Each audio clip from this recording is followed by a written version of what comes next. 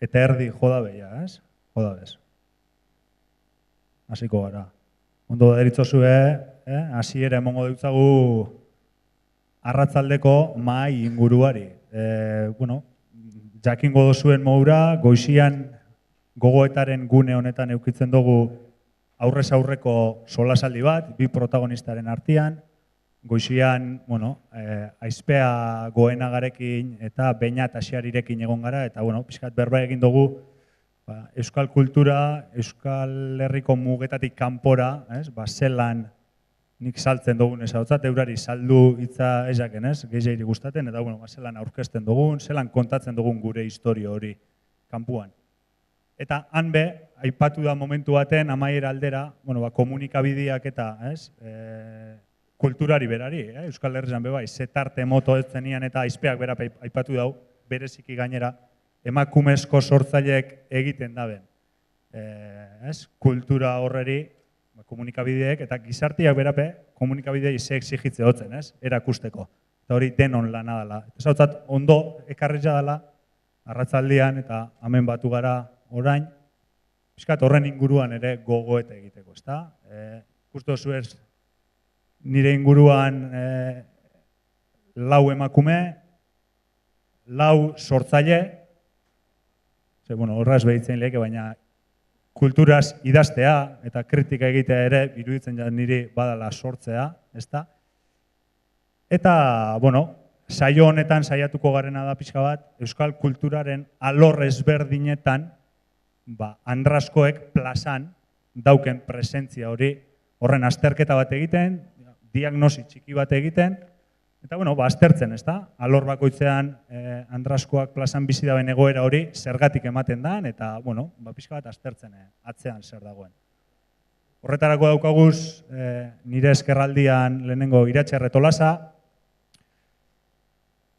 literatur kritikaria eta Euskal Herriko Unibertsitateko irakaslea, nik zorionez irakasle izan nuena gainera, eta esango neuke Euskal Herrian literatura eta emakumezkoek egindako literaturaren inguruan, ziurrenik gehien dakien pertsona edo gehienetariko jakina aldaben pertsona bat dela, beraz, eskertzen da gaur hemen egotia. Albuan, Bego Montorio, igual askori, arroaro samarre egingo zaizuena, itzultzaileen ordezkari gisa agertzen dalako hemen. Eta lehen komentatzen hon gara, ni be ikasketaz itzultzaile izanik, badakigula, kulturan eta hizkuntza gutxitu baten kulturan are gehiago, itzultzaileen lana zelako garrantzitsua dan, eta ez dakiz zoritxarrez edo zorionez, lehen horretan ibili gara, albo batera edo ez ikusi geratzen dan, ezta? Begok urtiak daroiaz honetan lanian, ikerketa asko egin dau baita ere, itzulpenen inguruan, aipatzen genuen komikien itzulpena, komikizale garen ontzat, gero eta gehiago gara, hori bebai, eskertzekoa, eta, bueno, eizien, Euskal Herriko itzultzaileen eta zuzentzaileen elkartian, kide eta kide nabarmenetako bat, interesgarria aipatzen euskun lehen, zuzendaritza batzorde horretan tanak emakumezkoak dirasela, ez dago gizonezkorik, naiz eta gero askoren iritziz igual, liburuetan begiratzen dauzenean itzultzailean hortzu izen, gehienetan gizonezkoak dirazen. Horren inguruan be, arituko gara. Eskuinetara Ane Labaka, bertzolaritza, gaztia izan arren, urte batzuk, ez da, horretaz beharitzen gara, bertzo eskoletan gazte, neskape bai, mutilak bezain gazte hasten dira bertzotan, eta, emakumezkoak daukan papelaren inguruan, zirkulo, hor, notaukozen sare horietan be, inguru horretan ibilitakoa, horren inguruan gogoeta egindakoa, eta beraz, ikusi daiguna bertzolaritzan, andraskuen papela zein dan. A priori, lehen komentatzen hon gaina, teorizan nahiko osasuntzua kanpotik ikusita, baina ikusiko dugu egia dan edo ze puntura arte dan hori egia. Eta azkenik, Olatz Beobide, ziurrenik askorentzako, guztiontzako aurpegi ezaguna, telebistan, zinean, antzerkian, bai aktore zein, zuzendari eta bestelako atzeko lanetan be ibili dana, eta gaur gainera interesgarri baita hemen ziurrenik denok dagoeneko ezagutuko dozuen, oindala gutxi, urtebete izango da, urtebete eskaz, hori ez, ikusentzunezkoen munduan, eta horrek esan nahi dau, ez bakarrik aktore zuzendari, baina baizik eta ikusentzunezko proiektu bat garatzeko behar diren profesional guzti hoietan, emakumezko asko dago Euskal Herrian, eta hoiek batzeko, hoien lana, pixka bat biztaratzeko, eta, lana beste modu baten garatu alizateko, hemen elkartea sortu eben. Eta, alde horretatik bebai, interesgarria izango da bere ekarpena. Beraz, aurkezpenak eginda, eskatuko deutzat, lauretako bakoitzari azteko, horixe, 2-4 minututan, albada labur bildu, bakoitzak azaltzia, bakoitzak bere alorrian, gaur egun, zelan ikusten daben, Andraskoaren papela plazan. Literaturan, itzulpenian, bertzolaritzan eta ikusentzunezkuetan. Zeuek, zuetako bakoitzak, ze diagnostiko txiki egingo zenuen gaur egungo egoeraren inguruan. Iratxe, nahi goduzu? Kaixo, arratsaldeon. Eskerrik asko hona hurbiltzeagatik, hainbeste gauza dauden halako egun batean, eta gurekin gogoeta egiteko tartea hartu duzuelako. Literaturaren plaza hitz egiteko, eskatu diate halako erradiografia bat egiteko, eta gutxienik iruditzen zait, literaturaren alorrean behintzat 4 plaza mota bereizi behar ditugula, eta 4 horiek kontuan hartu behar ditugula, jakiteko zein den emakumearen funtzioa literaturaren plazan. 4 plaza horiek, gutxienik, gehiago agian bai, bata da argitalpena, bestea edabideena, 3. sare sozialena, eta 4. literatur instituzioena. Eta egingo dut, labur-labur, 4 plaza hauen inguruko diagnosi bat.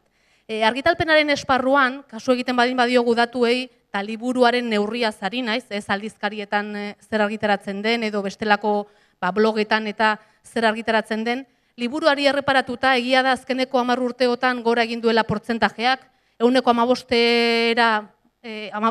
zen duela 10 urte emakumeek euskeraz argitaratzen zuten liburu kopuruaren portzentajea, eta gaur egun gutxi gora bera 30% da. Horrekin esan nahi du, segurazki gehienen kasuan ikusgarritasunari begira iruditzen zaigula oroar, iruditzen zait lehen ere gure artean aipatu dugu, agian ikusgarriagoa dela emakumea benetan liburugintzan dituen datuei begira baino. Eta hala ere esan nahiko nuke, generoaren arabera asko aldatzen dela portzentaje hau, azkenean horre ere sartuta dago haur eta gazte literatura, eta aldibidez, badira genero batzuk, saiakera literarioa esaterako, ia emakumeen ekarpenik ez duena gaur egun, ez? Hor salbuespen bat izan zen Ixia Arrozasen beltzuria, eta beste batzuk, baina gaur egun oraindik ere bada genero bat emakume oso gutxi landu dutena. Egia da, gainera, gaur egun saiakerak gora egin duela, aurtengo produkzioari begira saiakera da gehien igoera handiena izan duen genero literarioa, edo generoa orokorrago esan da, baina egia da ere, baita ere, alor horretan, pentsamendu feministaren inguruko bi bilduma agertu diela aurten, Lisipe, Susan eta Eskafandra elkarri lotuta, beraz, horre ere ekarpen hori egiteko dago edo urrats bat egin du.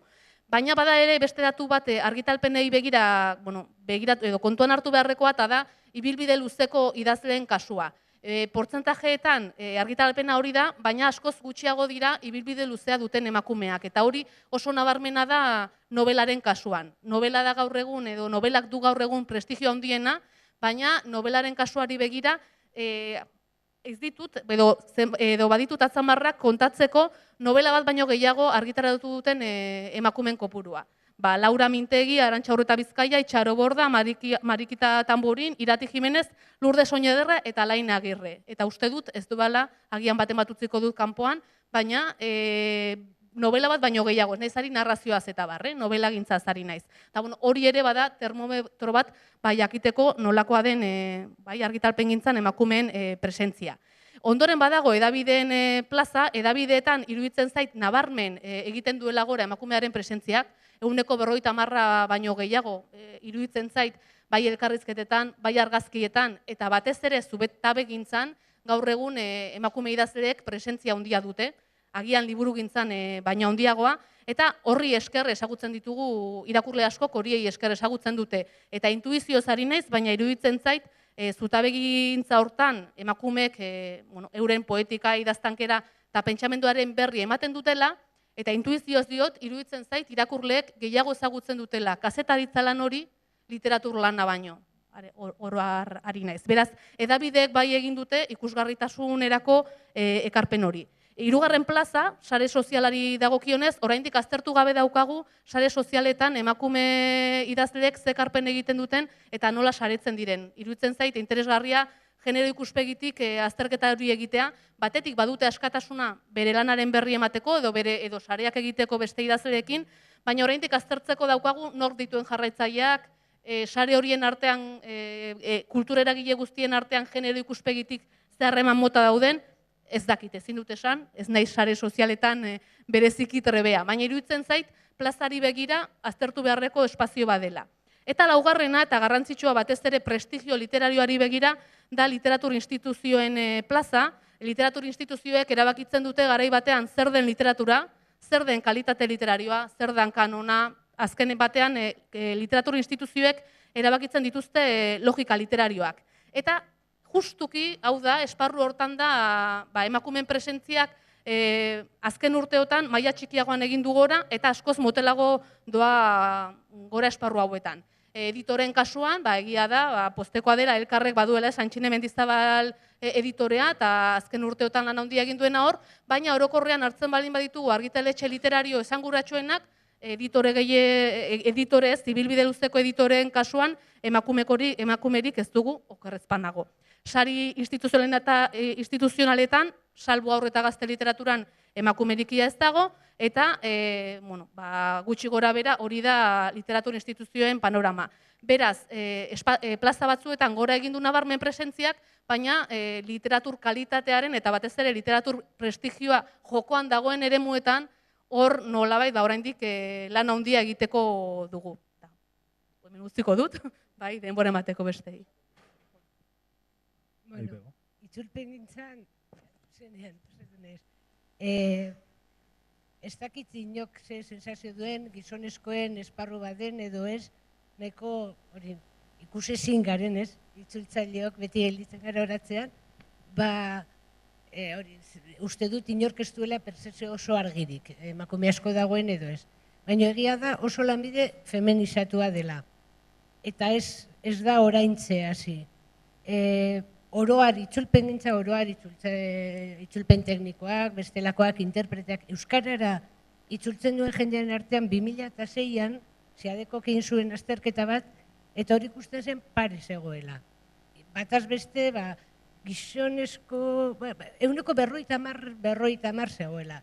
Eta izie gure elkartearen bazkidetzan ere oso paretzu zen. Gizonezkoak apurtzu bat gehiago, baina eguneko 50, hori 2006an barkatu.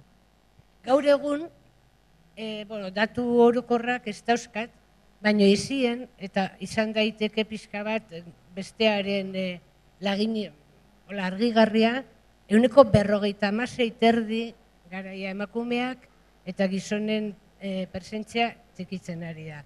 Beak esan dau, itzulpena ikasi zuela, eta berak ondo dakienez, itzulpen ikasketetan eguneko 80tik gora emakumezkoak dira. 80 baita.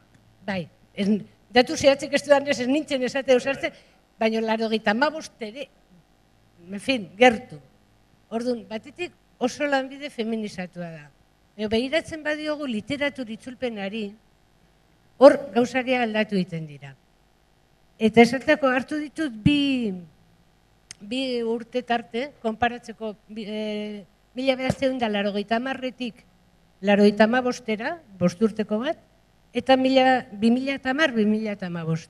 Eta hor ikusi argitaratu diren literatur itzulpenetan, hoien atzean zenbat emakume eta zenbat gizonezko zeuden eta gauden. 80tik 85erako 5 urteko hortan, publikatutako obra guztien eguneko 20 zan emakumezkoek itzulitakoa. Eta eguneko 80 gizonezkoek itzulitakoa. Azkenengo 5 urteak, aurreko 5 urteetara behiratzen badugu, esan ondoren lanbide feminizatua dela, emakumeen presentzia oso handia dela, berdintzu jarritzen dugu. Eguneko 32, obren eguneko 32 dira emakumezko, andraskoak itzulitakoak, baina uneko 78 da gizonezkoek itzulitakoa. Eta hor salbuespen badago, eta zuk esan duzu. Nun hasi da emakumeen presentzia haur eta gazte literaturan. Oroar, hainbesteko prestigiorik ez duen esparruan justu. Hor bai, hor azkenengo 5 urtetan argitaratu den obren erdia emakumezkoek itzuli dabe. Orduan, hor nik uste dut, ordea, gaur egun eizien bazkide diren guztien artean, literatur lanen bat argitaratu dutenen artean, paritxo gaude. Kopuru berbera gara, literatur itzulpenak egin ditugun neskak eta egin dituzten mutilak. Baina ikusten da, hor, literatur itzulpenean, hor gizonezkoen presentzia asko ere handiagoa dela, aldatu egiten da lanbidearen guztiz ikuspegia, eta bueno, hor aztertu inbeharko litzake gero pixka bat igual sakonduko dugu, baino... Zergatik gertatu daiteken hori. Eskerri asko. Hane, bertsolaritzaren kasuan, ze gaur eguneko diagnosi egin alko geunke? Bueno, eskerrik asko etortzeatik eta aukera emateatik behaiekin plaza hau konpartitzeko. Bertsolaritzan ingurun egia da azkeneko urtetan zentralidade handia dakan gaia dela bertsolaritza eta genero ikuspegiana, eta hoi esaten abiatu nahi nuke, baina bueno, ni gaurko plaza hontaban ator pixkat Aitorrek esan duen hori, egoera osasuntsu hori edo nolabait zalantzan jartzea, eta hasierako tarte hontan nahiko nituzke bi argazki edo, batetik kuantitatiboki, bai gaudela momentu baten esaten dela gerozta emakume bertsolari gehiago gaudela plazan, gerozta anitzagoak, baina esan nahitena da emakume bertsolari naniztasun hau haunditu dan bezalaxe, proportzionalki gizonezkonare haunditu dela. Orduan, ikerketatara jotze badeu eta gure ustetatik atera eta benetako datutan erreparatze badeu, nerea elustondokin duela gutxi ikerketa bat, eta ikerketa honen ondoriotako bada emakumeok plazan dakagun, plazako jardunean dakagun presentzia 20%koa bakarri dela. Eta honekin lotuta adierazgarria iruditzen zait, zenbaki zehatzak diala, oraindik ere 6 bertsolariko jaialditan 2 emakume bertsolari izatera iritsi gaitezkela, eta 4ko jaialdietan, normalean 6ko edo 4ko jaialdiak izaten dira gehien bat, 4kotan oraindik ere emakume bakarra izaten dela normalen plazan aritzen dana, orduan pixkat hori. Badagola mito bat edo uste bat esaten duna baietz, oso egoera osasuntsua dela edo izan daitekela, baina bueno, pixkat datu horiek zalantzan jartzen dutena. Hori argazkia izango litzake pixkat kuantitatiboki behiratzeko eta gero kualitatiboki, hori, azkenen kopurua ez dalako dena, eta kopuruaz pixkat aratago junda, esan nahiko nuke oraindik ere oso argi daola, bertsolaritza badala tradizionalki gizonek eta gizonentzat eraikitako eremu bat, eta emakume bertsolariok bertan barneratzen hasten ganen, denok nabaritzaitugula eta denok sentitzaitugula gure azalean, ze pitzadura, zer sortzen duen, gu hor egoteutxak, edo gu eremu maskulino hortan barneratzeakoan, ze sortzen den bertan, ez? Eta pixkat horrekin lotuta, beste datu oso adierazgarri bat, gaur egun bertsolaritzako bertso eskolai erreparatuz, hor bai ikusi daiteke agian, ez? Zuek aipatzen zenuten egoera osasuntsu hoi, gutxi gora bera ikasleen kopuruai erreparatuta erdi eta erdi izango litreak bertso eskoletan dabiltzan neskak eta mutilak, gutxi gora bera bertso eskola normal baten erdi eta erdi egon daitezke, baina gero horri iristen da benetako plazarako jauzia eman behar dezun momentua, Maialen Lujanbioi behin entzunion selba edo oian bezala definitzezula gero plazako eremu hau, eta bai bertso eskolatatik edo lagun giro hortatik, talde giro hortatik benetako jauzia eman behar dezunen plazara atea bartzeanen, hor emakume bertsolari horiek, bertso eskolatan erdi eta erdi ziren horiek, desagertu egiten dira. Orduan, nik uste horrek argi uzten dula, egoera ez dela inundik inoa uste deun bezain osasuntxua, oraindik bide asko daula bertsolaritzan ere, alde hortatik iteko. Eta holatz, ikusentzunezkoen munduan, diagnosi aurretik hemen bezalako elkarte bat sortzeko pausu eman badozue, oso osasuntzua, a priori ez da izango, baina gero sakonduko horretan gehiago, lehenengoko gaur egun, ikusentzunezko ekoizpenian lanean dauden emakumezko profesionalak, sortzaileak, eta profesionalak danak horraritzen dizen profesional guztia sortzailetik badaukela esango neuke, ez da batzuntzako, ez? Batzutara gehiago alderatu eta beste batzuk ez hainbeste, ze balorazio egingo zeunke? Guk, egia da, gehiagotan aipatuko duela gaur guk itzanik baino hemen elkartearen ordezkari bezala natorrelako, eta beak esan duen bezala guk elkartea sortu genuen martxoan justu horrexegatik. Sentitzen genulako ikusentzunezkoan emakumeak banaiko inbizibleak ginala eta kasik esango nuke ez ezagunak guretzako ere.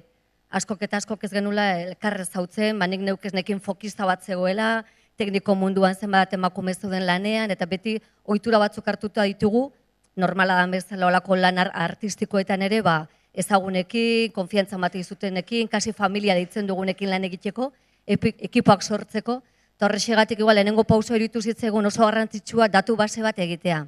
Bertan emakumeak apuntatu egiten dira, bazkide egiten dira, ja dagoeneko 50 inguru gaude, eta seguru asko eta asko dauzkagula horrerendik bidian gukin etortzeko, eta asmoa zen da emakume hoieia gure artean elkarrez zautu, sinergiak sortu, gaur egun network edo sare lanak edo elkarrekin egotea, elkarrekin estimulatzea, elkarrez zautzea, elkar jakitea zer egin nahi dugun da zeintzuk diran gure arazoak, eta ez gugeu bakarrik, baizik guk eta gure ondora etortzen den guztioi. Eta noski gizonezkoak gaur nik uste askotan aipatuko duala hau beharrezkoak ditugula ibilbide honetan, bestela jai daukagu. Eta gizonezkoak badute ere gurekin apuntatzea kontratatzaile modura. Kontratatzaile modura zu sartu zaitezke ikusi datu base horretan dauden emakumeak, bestela beroiek ere ez badute horren berri eta nortzuk gauden eta nortzuk izan daitezken beroien kideak, ez goaz inora.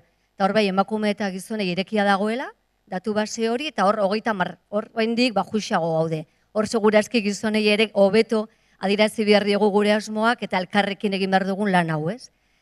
Eta asko bali madaukagu egiteko ere, egin genuen lehenengo gauza izan zen, eta horretik uste refleksio horretara eraman nahi duela nola gauden gu, beharrezko eritu zitzegun estatuan dagoen zimakoekin ere elkarrez zautzea, lanak beti elkarrekin itxeko, eta Europa mailan ere dagoen iguan izena daukan European Women Audiovisual Networking, horre ere bazkide egin gara lehenengo gauzetako bat. Eta horrela irutzi zegulako, alaxi esango dute datuak berehala, gutxi batzuk esango izkizuet, ez daudela urruti beste lekuetan gertatzen denetik. Igual produkzio txikiagoa daukagu Euskal Herrian, seguru, ikusentzunezkoen arloan batez ere, baina, bueno, populazio txikiagoa garela kortik hasita eta gero ere dano dakizkigu, ezta? Zeko berak euki ditun, gurean ere gure sektoreak. Baina oso antzekoak direla, hori oso gauza nabarmena da, ezta? Emakumeak daukaten zailtasunak oso antzekoak direla hemen, Europan eta inkluso gezurre badirudi ere estatu batuetako sektorean eta produkzioan. Eta hori dena oso importantea da jakitea, ezagutza bat izatea, eta gero, danok ikusiko ditugun aldugun moduan, neurriak hartu edo elkarri lagundu eta pausoak ematia, ezta? Datu gutxi izango izkizuet, ez mareatzeko. Gainera, zorionez, kultura behatokiak, Euskal Jaurlaritzako kultura behatokiak hasi du ja lan bat, ikerketa lan bat justu honi buruz. Emakumeak ikusentzunekoan Euskal Herrian daukaten, realidadea, eduki duten perspektiba, orain urte batzutek onta egin duten lan bat, txosten kualitatibo eta kuantitatiboak ere egin dituzte haiek, pentsatzetuan ja barrura begira egingo dutela azaleratzea, beroiek egingo dituztelako refleksioak, eta gero ja pentsatzet martxo udaberri aldera komunikabideetan aterako dutela. Bai datuak, eta bai hartu dituzten erabaki edo gomendioak, ez? Eta horre eduki dut zorionez aukera egoteko, eta horren, datuak pixka manejatu ditut, lau atako ditute, baina Europatik, hemendik, eta pixkat ikusteko ze oso antzekoa dena, oso berdintzu gaudela, ez da? Europakoak esaten dute, hori, 9.000 lan, ikusentzuneko lan, aztertuko bagenituzke, 16an bakarrik daudela emakumeak. Kopuruak azkenean ikusiko duzu oso antzekoa dirala. Ameriketan hain badirudi hor jadana lortu daiteken herri horietan, 250 film garrantzitsuetatik, 53 bakarrik eduki dute produkzio ejekutiboan emakumeak. Horre ere asko esan beharrekoa dagoela, korentxe egingo du horren azalpen txiki bat, ez? Emakumeak egon daitezke, baina kargu postuetan, ardura postuetan gutxixiago. Eta hori ikusten 53 produktore ejekutiboiekin, edo 25 emakumezko zuzendariekin, edo 5 emakume kamara direnekin. Horre normalki izaten da ardura hundienak zuzendaritzan, produkzio ejekutiboan, edo argazki zuzendaritzan egon daitezke pelikula bat egiteko orduan, ez? Eta zimak, estatu mailan esaten duen datu nabarmenena da, hoixe, sorkuntza eta potere eta ardura postuetan €64 gizonezkoak daukatela. Oso zaila dela horre ere, emakumeak, zer esan edukitzea edo gauzak aldatzea, botere postu horietan ez gaude. Eta ikusi ordezkatzen duten lanen artean, €60 ordezkatzen dutela ere gizonezkoak, €40ak, eta Euskal Herrian edala gutxi segura eskentzun duzu atera direla ere datu batzuk, estatu mailan, baina Euskal Herrian oso berdin ginalak, eta arte estenikoak ere ipatzezian, eta hor normalki gudako sensazioa, hemenen helburua ere da ikusentzunezkoekin hasi bagara ere arte estenikoak nola baitere lotzea, eta hor ere ikerketa batzuk egitea, kuantitatiboa gutxienez, eta beti dako sensazioa emakume gehiago dagoela, zuzendari gehiago daudela, idazle gehiago daudela, horrek esan nahi du, eta esan nahi du, emakume gehiago daudela gero taula gainean, personaje gehiago daudela emakumezkoenak, baina hala ere, datuetara iritsi geranean, €40 ezin badute bizi herri honetan, lan honetaz, emakumeen kasuan goragoa da. Beti da 8 puntu gehiago, irabazten dutena beti da gutxixiago, eta datuak esaten dute, askotan eta askotan kontratazio mota eskentzen dena okerragoa dela. Gezurra badirudi ere hori gaur egun gertatzen da, ez? Nahi asko harritzen hau jakiteak nire inguruan, diferente kobratu dezakegula gizonak eta emakumeak, baina itxura denez, eta datuak esaten dute ala dela. Baina positiboak izan behar dugunez, eta nahi dugunez, guk ere daukagu ikusitia, eta datuetan ere bai, gero jute bazea komunikazioko eskoletara, ikusentzunezkoetara, emakumeak direla gehienak. Emakume askok izan nahi dutela, egon nahi dutela profesio honetan, ez? Tekniko eskoletara jute zanean, egia da kopuru igual ez dela enbestainokoa, igual ez gaude ja 56, kasi 60 horietan, bezik, eta igual 30 baina badaude, asko daude. Baina gero oso zaila da, salto hori ematera lanpostuetara iristera, ez? Hoi izan daiteke pixka bat, analizia hola bapatekoa. Bueno, nik uste oroar, ez, labur bilduta esan alduguna dela, ikasketa prozesuan, bai, bertso eskoletan, bai, unibertsitate edo zine eskoletan, itzulpen gintza ikasketetan baitera, eta, bueno, literaturan eskoletan ere... Baita ez dugu aipatu, baina egia da sariketetan, eskolarteko sariketetan, €60 da emakumeen datua, bai, orduan hor gero. Ze gertatzen den gero, jauzi hori ez emateko, ez? Adibidez, kirolaren munduan ikerketa hori behin da barriro egin da. Eskola kirolean neska pilo bat ekartzen dabe parte, eta ja federatu eta jauzi emon behar danean drastikoki jaisten da, ez da? Ikusten dugu kulturaren munduan be, antzeko samar gabiltzala. Bueno, ondo badarituzue oin, bakoitzaren alorrean, sakontzera joko dugu, galderaren bat bakoitzari utziko dutzuet, eta gero, zeuetako batek badauko horreri zerbait gehitzeko, edo norberen alorretik ere ekarpenen bat egiteko, libre sari, bai, zeuek bakoitza sartzeko nahi daben momentuan. Baina, hasiko nahiko neuke olatzegaz, ez dago zetan gai polemikua izan, baina igual bai atzera begiratu eta normaltzat eman alzan zerbait, gaur egun gertatzen ote dan edo ez aztertzeko. Eta ekarri nahi neuke zeure hemeneko kide baten kasu bat, ezta? Iratxe Fresneda, ni ganera lankide baukatena zineko beste kontu batzuetan, eta Iratxek berak aurten Donostiko Zinemaldian aurkeztu eban Irrintziaren oihartzunak dokumentala. Zeuruenik entzungo zenuen honen barri, askok ikusi bebai, eta honek kontatzen dau Mirentxu Loiarteren kasua. Mirentxu Loiarte, 60ko hamarkadan, zinegile aitzindari izan zana, euskal zinegile aitzindarietako bat izan zana, Egea, Olea, Merik Etxebarria, Elorriaga, ikuska saia oin gainera editatu dana, eta hor ere, egon zan emakume zuzendari bat, eta ziurrenik, Iratxek dokumentalaren bitartez, biztaratu da ben momentura arte, azkan urteetan emakume honen barri inork edo inor gutxik eukan. De hecho, zine ikerketa egiten da benak, Iratxe eta bestelako unibertsitateko beste irakasle batzuk ere, inork ez ban ezagutu be egiten, ezta? Eta ez hori bakarrik, Iratxek berabe komentatu ez, dokumentalaren arira be, oraindik ikusten dela, dokumental hori, leku batzutara eruateko orduan edo, halako errezelo batzuk ikusten direla. Orduan, hasi nahi neuke, eztabaida edo solasaldi mahai inguru formatu honetan, galdetzen hori ez, historikoki emakume zinegilea edo zinean lan egiten duen emakumea, ze profesioan hainbat eta hainbat langile mota ezberdin daukaguz, eskutatua izanete dan, azterketa txiki bat egin, eta gaur egun ikusten baduzue halako zerbait gertatzen danik. Esirik badagoen. Kontratatzaileen papel horretatik ikusten dan, pixka bat mugaren bat jartzen ete da. Bueno, hain zuzen erantzun berrian pixka zehar kasiko naiz.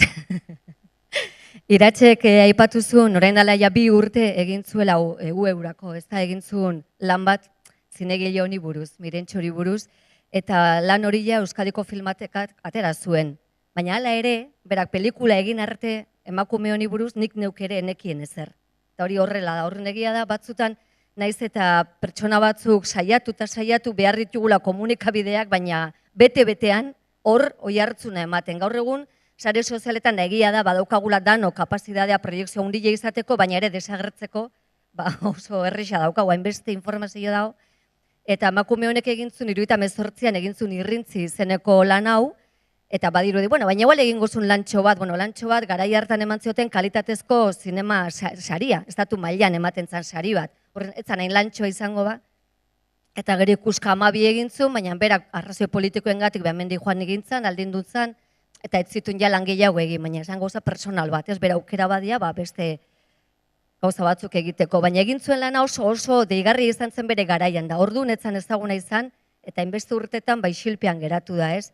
Ni gaur egun ez dut uste horrelako nahitako ezer dagoenik, nahitan norbait ez da ikusten, edo norbait etzaionik promozio ematen, eta egia da gainera horrelako ikusgarritasun hauek aurten behintzat erdi modan daudela, esango nuke zorionez, egon daitezela eta berro horrenek lan egiten uzten gaitun eta denei ideia asko provokatzen eta sortzen, ez? Eta hoin emakumeak leku guztietan agertzen gara pixkatxo bat, ez? Empoderamiento horren bila edo. Baina gero egunerokoan hor da faltadan lekuak, espazioak eta laguntzak, ez? Ez hainbeste sari txikietan, txikiak baldin badira, nire iritziz ez, baina badirudi baietz errazago dalako horretara heltzea, eta esaten dut ere datuak emakumeak egiten dituzten ikusentzunezko lanetan, gehiago ikusten direla dokumentaletan, edo finantzaketa kopuru txikiagoak manejatu behar diren lekuetan. Eta ez da ezin dutelako diru gehiagorekin egin, hemen donok egin dezakegu hobe eta gehiago diru gehiagorekin, baizik eta errezagoa omen dute horretara iristea.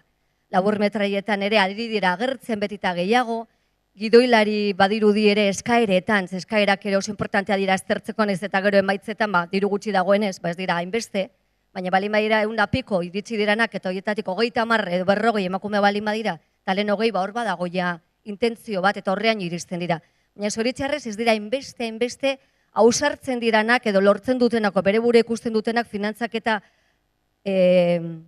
erronka zailo hoiei aurre egiteko kapaz. Esaten ari garena, ze finantzazio handia behar da. Zinean sartzen baseaia diru asko muitu behar da. Eta luze metraietan bare gehiago. Animazioetan bestera batera, egin dezakezu igual ezen bestekin, baina oso epe luzeko proiektu eta zaigea. Horren, erronka oso handiak dira. Eta emakume asko bildu behar dute eta indarra asko egon barriera batera horretara nabaritzeko, ez da zifrak aldatzen joateko. Igual literaturan be horren inguruan zeu zer esan genk, ez? Gaur egungo emakume idazleek, gazteek, adibidez, batez be, badauzkate nahikoa edo izan ziren, realitatean izan ziren beste emakume idazlea itzindari, edo hoiek ere pixka bat isilduak edo hor eskutu samarrean geratu ziren.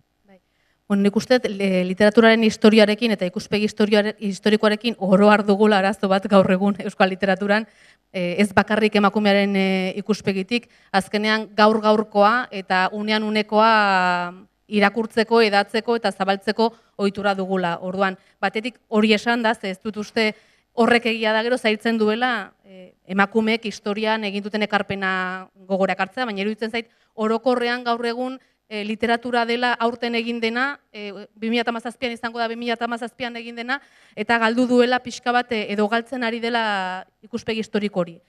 Hori hala izan da, egia da literaturaren historiak badaudela, eta literaturan historiak sortzerakoan badaudela parametro batzuk eta logika batzuk eragiten dutela ez nahi eta ezkutuan igarotzera, olatzek esan bezala, baina ekartzen duena hori ala beharrez. Adibidez, normalki literaturan historia batean korronte literarioak dira ordezkatzen direnak eta korronte literarioen ordezkari batzuk aukeratzen dira zakura eramateko. Eta nortzuk dira korronte literarioen ordezkariak, normalki gizon batzuk, eta ez guztiak, gizon batzuk. Adibidez, Eusko Pizkundeaz hitz egiten dugula, aipatuko zaigula, Axieta Lizardi, eta horixe izango dira hiruko taldea, eta ez zaizkigu aipatuko beste hainbat idazle, Sorne Unzueta, Tene Mujika, eta beste hainbat idazle garai hartan aritu zirenak. Baina, literatur historiaren logika batean, korronte literario batek ordezkari batzuk behar ditulako, eta normalki komunitatearen ordezkariak orokorrean ordezkarizateko aukera gehiago ematen zaielako gizonezkoei, ala leku gehienetan. Eta gero badago beste osagai bat edo beste parametro bat ere ez duena laguntzen emakumeen ekarpenak literaturaren historietara igarotzea, eta da normalki emakumeek askotan ez dutela idatzi izan genero literario prestigiozkoenean. Eta adibidez, 20. mende hasieran antzerkian egin zuten ekarpen handi bat, Catalina de Leiztegi eta Euskal Hiztundearen bueltan egindako ekarpen guzti hori hor dago, baina literaturaren historietan antzerkiak 20. mende hasieran ez du leku handirik. Gaur egun narrazio laburrean ari dira ekarpen handiena egiten, baina gaur egun genero prestigiozko handiena ez da narrazio laburra, baizik eta novela. Orduan, genero literarioaren eta genero literarioaren prestigioak ere ez dio lagundu emakumeen historia horri, ez? Orduan iruditzen zait bi parametro hauek asko eragin duela hortan, baina egia da Olatzek aipatu duen bezala badaudela gaur egun ahaleginak ikusgarri egiteko emakumeen ekarpenak, eta nire ustez emakume idazle gaztek asko kontzientzia hori dute eta beraiek egin dute bakarka ariketa hori, bilaketa lan hori, ez? Baize, harrigarrien gozaken ziurrenik, hezkuntza sistema arreglatuan, euskara eta literatura ikasgaian, literaturako alor guztiz aztertzen denean, egileia guztiak gizonezkoak dira zela, aipatu oso, horregatik, korronte bat hartzen da, eta horko erreferente zeintzu dira, eta horiek aztertzen dira. Eta Idurre Alonsok egin du azterketa bat horren inguruan, eta 10 bat zan emakumea, garaikidean ere, beraz, irakaskuntzan. Igual, hanez, lehen behaz, honen aurrez be, honen liburuz pizkate aipatu dugu, emakume bertzolari apea itzindarizak batzuk egon ziren eta azkan urtietan be aipatu eta merezi izan da ben errekonozimendua eta egin zake, baina zeuk bertzolari bezala eta zure ibilbide horretan ziar, eukiozu referente horiek edo pizkate bilatu egin behar izan du. Nik bai esango nukela gaur egun bertsolaritzan egoera hortan bai aldatu dela, beranduago edo hasigean emakume bertsolarikok bai eukitugula erreferente oso argia, Maialen Lujanbio bai aipatu daiteke, baina baita aldi beren ikusenzintasun hori historikoa edo oso presente ondala bertsolaritzan, nik pertsonalki ere sinistu nun mito bat izan zala azkenen emakume bertsolariak ez ziala existitu izan, Kristina Mardaras eta Arantza Zuloidi eta hauek hasi zian arte. Eta beraien meritu kendu gabe, gaina bat hemen dago, esik ez dut gaizkitza ingo, baina argi geratu dana da, gero nik unibertsitateen bertan eukinun aukera pixkat atzea behira jartzeko eta harrituta geratu nintzen, zenbat eta zenbat emakume bertsolari deskubritu nitu, ez nitu ni deskubritu, baina hoi.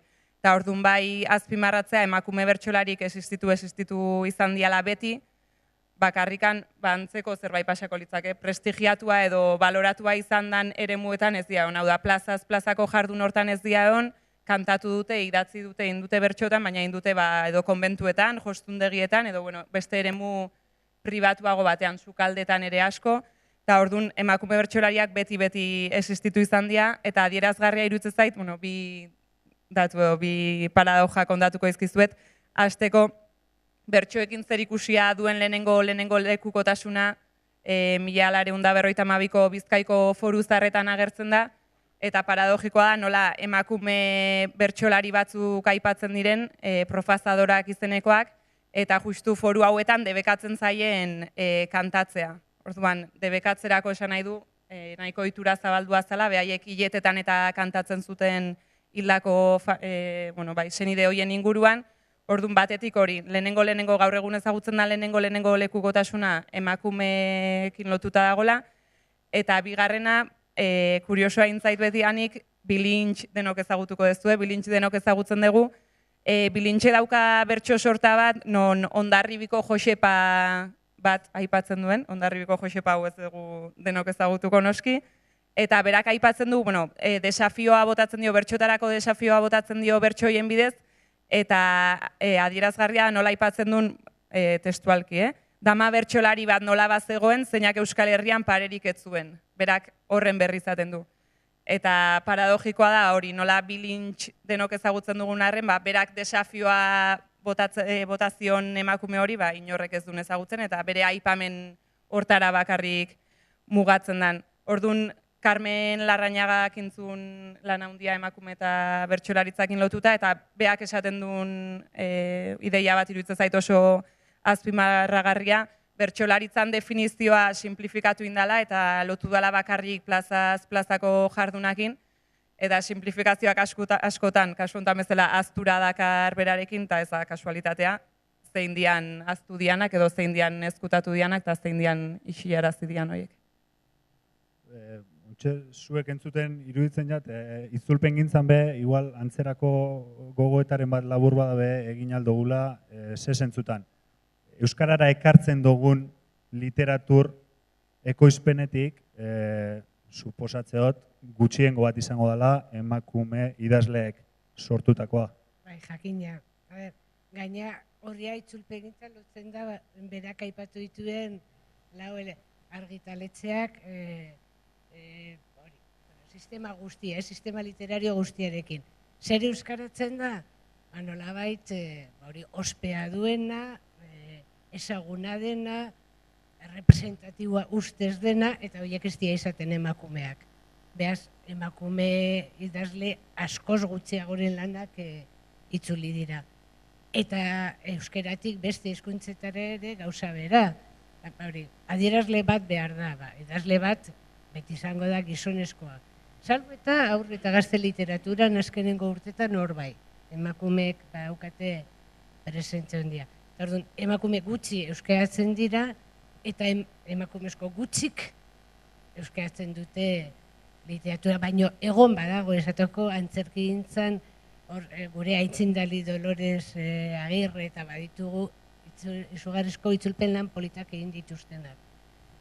Itzulpen gintza askoz gutxiago aztertu da, sormen askorentzat komila artekoa da, nik eta legeak uste dugu itzultzaileek, autore egile onespena, literatura itzultzaileok legeak ere onartzen digu, eta nik uste dut inoiz literatur testu bat itzultzen saiatu den orok badaki hor sortu barik ezin dela itzuli.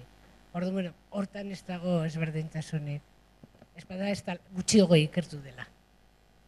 Pixka bat gaur egunekora bueltatuz eta igual zeuen bizipen pertsonalape bai, pixka bat sartzen joateko, igualan zeuaz dungo ginean lehen aipatu dugun horigatik. Pertzepzioa orokor bat igual publiko orokorrian badago, bertsolaritza badala, parekidetasun horretara bidian, pausorik handizena emonda bene alorra, baina zeurutik horrek be, zuk aipatu duzun gero egoera erreala ikusteak, bertsolari bezala frustrazio edo haserre puntu bat edo sortu aldau. Eta ez dakit, hain ohikoak izaten diren, esaldi horietakoren bat adibidez, zuri zeuri inoiz izan ez? Askotan alakoetan entzuten da, neska, zuek behintzat, zuen alorrean, hain gaizki ez zaudete, ez da? Beste batzukin alderatuta. Baina horrek berez, ez da nahi esan, egin behar dana eginda dagoenik.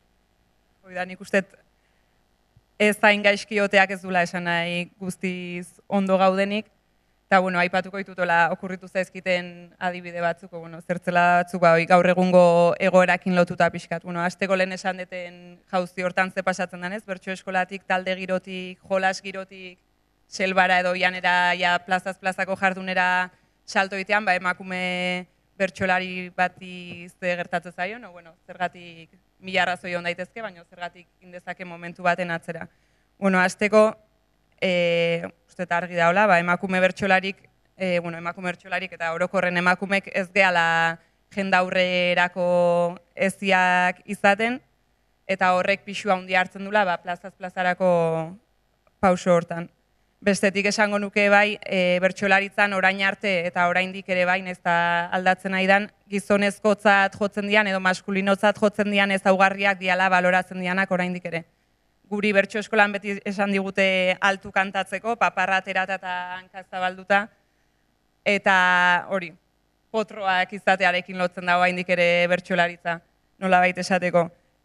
Bertsolaritzan edo bertsoaren orain arteko ezaugarririk edo gehien baloratu izan dena da, bertso bat ona da bukaeran mendera gaitza izango dan arrazoi potolo eta egia bat botatzen badezu eta hori temadezu bakarrik. Hau da, lehia dialektiko bada, zeinek handiago bota edo zeinek arrazoi gehiago izan. Ustet hori aldatzen nahi dela, denborarekin, baina oraindik ere horre pixu handia daka. Gero, bestetik aipatu nahiko nuke ere bai, lehen esan detena, emakume bakarra holtzan dago emakume bakarra izateak, bazte pixu suposatzen duen emakume horrentzat. Hasteko kuriosidade moduan emakume bertsolari asko kontatzen dugu, batzutan antolatzaileak berak ere gogorarazten dizula hori deitzen dizu momentutik, hau da, neska bat behar dugu eta zuri deitzen ari naiz, hau da, naiz ari deitzen anezeralako eta orduan, hori, hortatik bertatik hasita zuia holtza gainera nola igotzezean, ez? Hortik abituta. Eta horretaz gain, emakume bakarra izate hortan, ze pixu hartzen dezunez, azkenen izan nahi dezulako zukere aldi beren emakume guztien ahotsa edo, sentitzen dezulako ordezkaritza hori zure gainean jarrita pixu hori, adibidez, oain pasa berri da, azaroak 25 inguruko gai guztiak zuri jarriko dizkizute, eta beste hainbat eta hainbat, gainak kasu askotan emakumekin lotutako gaiak ere problematizatuta, biktima paperean jarriko zaituzte askotan, eta orduan behartuta edo sentituko ez zure buruan nola baite aldarrikapenetik edo kantatzera. Orduan pixu hori ere hor dago, eta nik hori aldarrikatuko nuke, etorkizunena beira edo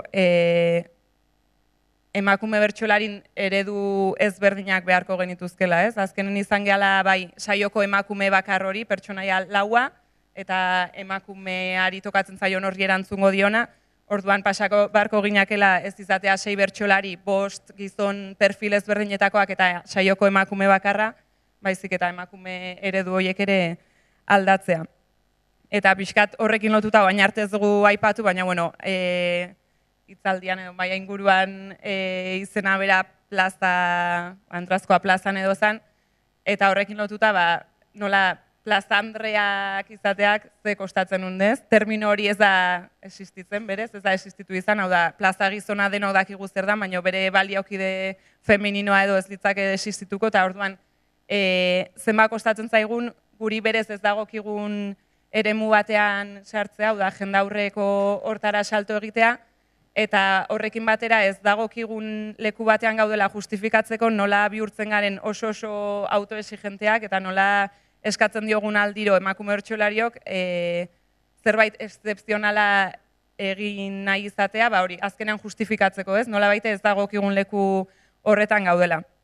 Eta berriz datutara joko eta oso adierazgarria iruditzen zait, adibidez herri ezberdinetan antolatzen diran tabernetako txapelketetan, ja elitetik kanpo esango nuke emakume bertsolariak hor ez daude. Hau da, emakume bertsolariak bai, baina ondo egiten dutenak, bertxotan ondo egiten dutenak, ni pertsonalki Amagoia Mujikak duela gutxintzian elkarrezketa bat, eta berari ere onartu nion, ni badakit bertxotan minimoki ondo egingo ez banu, aztabaidatu beharko genuke ere ondo egitea zer den, eta zeinen parametrotatik dagoen erabakita ondo egitea zer den, ez nukela jarraituko plazaz plaza.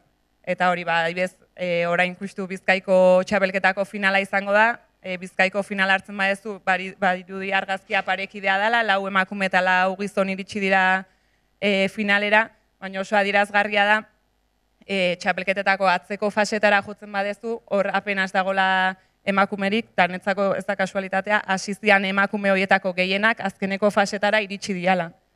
Orduan, hori, kalitatean ze hori azpimarratuko nuke. Igual literaturan halako zerbaiten inguruan gogoeta egin aldugu, ez da izariketakin lotuta edo... Bai, bueno, batetik, anek aipatu duena ere, kuotarena gertatzen da asko, eta idazle askok esaten dute, ez da, bakarrik niri gertatu zaidala, literatur kritikari bezala, edo literaturaz hitz egiterakoan deitzen dizut, eta, ezin dezu, emango didazu beste emakume baten izena? Ez emango didazu zure kultur ikuspegia duen baten izena, edo emakume bat behar dugu, bazu ez, emaidazu beste, orduan, horrek ere, ez da nortasun baten atzetik doazela, ez bada kuota baten atzetik, baina idazleek, niri gertatu zait, baina idazleen kasuan askotan entzun dut hori, nolabait kuotarena, eta are gehiago askotan multzo berean sartu dituzte, estetik inolako harremanik ez dute estetikak besterik gabe, agian adin antzekoa duten idazle emakumeak zirelako, ez? Ordan alde hortatik badago nolabait kolektibo bat irudikatzeko gogoa eta estrategia bat ere, horrek ere nolabait egiletasuna ahultzeko estrategia bat delako. Sariketekin ere egon dira lako eztabaida asko, baina sariketa batzuetan batez ere beka diren sariketa horietan askotan idazle emakumeen lanak saritu direlako, baina egia da sariketa horietan epaimahaikideek ez dakite lan orden egilea.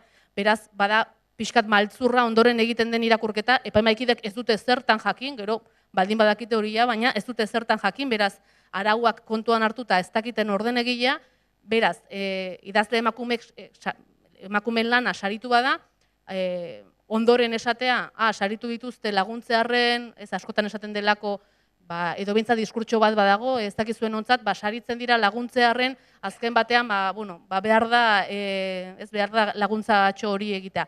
Berez, ez da horrela. Agian galdera da, zergatik argitaratu gabeko lanetan, emakumeak diren sarietan garaie, eta argitaraturiko lanen inguruko sariketetan, emakumeen lanak ez diren apenas saritzen, ez? Hori da agian galdera. Baina, aipatzen dugun diskurso edo, aipu horrek entzun dira, ez? Azken urteetan. Azken urteetan, izan da. Direla emakumeak laguntzeko. Eta perfil berdina da, naiz eta guztiz, gainera idatzi dira kritiketan. Gaina, argi eta garbi esan da, nik ikusi dut, ez? Edizio lerro bat dago, eta emakume gaztearen lanak publikatzaren alde eginda. Eta zer da emakume gazteen lanak? Esan nahi dut, ez da korronte literario bat, bakoitzak estetika jakin badu, beraien artean agian oso gustu literario ezberdina dute, eta badute, gehienek. Niri alde hortatik oso harrigarri egiten zait, ze gaur egungo idazte guzti horien ekarpenak, niretzako ez dago inolaz ere alderatzerik, ez dakit, Danele Sarri Ugarteren ekarpena, Alain Agirrerena ekarpenarekin, Karmele Jaioren ekarpenarekin, esan nahi dut, oso mundu literario ezberdina dira, Leire Bilbaoren poesiarekin, esan nahi dut, oso ekarpen ezberdinak dira, eta bakoitzak du bere publikoa, eta bakoitzak du bere aziertoa, esan nahi dute, eta alde hortatik denak askotan multzo berean kokatzen dira, ez dugu gauza bera ikusiko, ez dira multzo berean sartzen, ez dakit, Kirmen Uribe, Koldo Izagirre, ez dira multzo berean sartzen, estetika ezberdinak dira. Eta egiletasunaren kasuan, askotan multzo berean sartzen dira, genero ikuspegitik, ez zaio gustatu, esan dudana. Agian arrazoi berak, utziko dugu. Bai, igual jarraitu aldugu itzulpenaren alorrarekin, pixkat gogoeta bat egiteko, ze itzulpenean bi protagonista dauzkagu. Alde batetik, jatorrizko testua sortu dabena, eta gero hori itzuli dabena, beste hizkuntzatera ekarri dabena. Eta, tartetxu bat hartuko dugu datu batzuk aipatzeko, ze niri kuriosoen jatezen eta bego kezeustan niri kurioso iruditu baiz jatez, entzuletako batzuri be ziurrenik kurioso engoz jago zela, ez da? Ziurrenik euskarara ekarri diren literatur lanetan, literatura unibertsala saia izango da, mardulena eta, lehen aipatu dugun kanon edo erreferente horrek ekartzeko orduan, balanik garrantzitsuenak, komatxo artean, ekarri da bezena, ez da? 80an hasi zen, okorrezpanago sariketa hau, eta ordutik 153 liburu euskarara ekarri dira, 169 datuak refreskatuta, eta kuriosoa entzaten niri da, hoietatik, guztietatik, datua orain desimaren bat gora bera joango da aldaketa horreaz, baina emakumezkoek itzuliak, hoietan guztietan 125 ez direla heltzen. Naiztazuk esan lehen, emakume itzultzaileak alorrian profesional maila horretan gehiengo bat izan altzariela, ezta? Aldiz niri hori baino kurioso iruditu zat, itzuli diren lan horietatik guztietatik, 11 direla soilik, jatorrian emakumezko idazleek idatzi dituztenak. Eta are kuriosoago, emakumezko 36 bat emakumeek itzuli dituzten arren, osotasunean dauden liburuak, 11 horietatik emakumezkoak itzuli dituztenak 3 bakarrik izan dira. Hau da, emakumezko jatorri izan, emakumezkoek idatzi dituzten liburuen gehiengo zabala ere gizonezkoek itzuli dituzte. Orduan, honen inguruan ze gogoete egin aldugu emakumeen presentzia handiago batek literaturri itzulpen gintzan, ekartzen da ben zerbait ezberdina. Sormen prozesu horretan zerbait gehitu aldaben, edo zer ezberdina ekarri aldaben, eta beste mogaten esan da, zergatik dan garrantzitsua, desorekatuta dagoen hori, orekatzia eta emakume gehiago, itzulpen literatur itzulpenaren profesional horretan sartzea. Literatura universala bildun baz esan duzuna, lehendabiziko parteari behiratuta, lehen esan dugu, kanon orokorra gizonezkoek osatzen dute eta emakume gutxegoe. Hor bai esan behar dut, duela urte batzuk egin zela, oso sistema bitxia da literatura universalarena, etzaioa jodikatzen, zuk iratze oso ondo egiten duzulako zeuk eizu itzulpen hau ez, jendeak aurkezten du jakin barik eta epaimaiak aukeratu behar du nori ez lehitu itzulpena jakin barik nor den. Horrek ere lagun dezake askozaz ere gizonezko gehiago aurkezten badira. Jatorrizko obrei dagokienez saio bat egon da azkeneko urtetan kanon hori pixka eta aldatzeko, ze kanona zen gizonezkoena, zuria, mendebaldekoa, oso kanon prototipikoa. Saioa bai egin dela hori pixka eta aldatzeko eta azkenengo 3. aroaz izan, Jamaikak inkaiden nire amaren autobiografia liburuarekin, emakume gehiago sartu dira, beste kultura batzuetakoak, eta, nik ez neuke jakingo esaten hori zergati den, oso ikerketa gutxi egin da itzulpen gintzaz, eta are gutxiago itzulpen gintzaz genero ikuspeitik, eta Euskal Herrian, Bakartxo Arrizabalaga publikatu du artikuloren bat, zaldiren bat eman du, baina eta hoia ez zertxo ere ez. Aipatzen zen duen ekarpenarena, eta lotuta lehenanek esan dagoen, itzik besteko gu, plazagizonak badauz, baina plazandreak egon zan Donostian uste du talde bat, hauteskundeetara aurkeztu zen, ez dago izenik, ez? Eta ze ekarpen egin dezaken emakumiek andrasko gehiago egotea. Guztut, egote utzak, hobeto islatuko dagoena realitatea, baina hortik asko zaratago da batez ere genero ikuspegia txertatzen badugu. Eta bada hizkuntzarena. Hizkuntza inklusiboa erabiltzea, orain gehiago eta gero eta gehiago edatzen ari den zerbait da, neurri batean ikuste dut, ez bakarri, baina neurri handi batean emakumeok bultzatutako zerbait da. Eta asko pentsauko duzu, baina euskarak ez dauka genero bereizketa linguistikorik hor arazo gutxiago dekogu. Adibide bat jarriko dizut behin artikulu baterako baliatu nena. Bilatu nena zan itzulpenetan jatorrizkoan genero markatua zeukatenak. El amigo de la muerte, el compaño, el buscón, gizonezko marka zeukatenak eta emakumezkoa. La arbolera, la gitanilla, la romana. Ea zelan eman diren hauek euskeaz. Gizonezko marka zeukaten guztiak, euskaraz ez zeukaten inungo genero markarik. De Junter, iztaria, eta il compaño burkidea. Baina, eta kasuak paretsuak ziren ere zazpita, emakumezko marka zeukenetatik, bakar bat, okerrezpanago, bakar batek ez zeukan emakumezko genero marka. Hau da, euskaraz ere funtzionatzen dugu normala dana maskulinoa da. Eta maskulinoa espada, orduan markatu egin behar dugu. Eta orduan da, erromako emakumea. bueno, izenburuetan arrazoi gehiago ere egon litezke, baina ezin da kasualidade izan, kasu bakar, gizonezkoetan dena joatea markabarik, eta andrazkoetan bakar bat eotea markabarik. Bakar bat hori neska batek itzulitakoa zen. Orduan, ekarpen bat nik uste dut hor badala, ez bakarrik itzulpenarena, baino itzulpenean.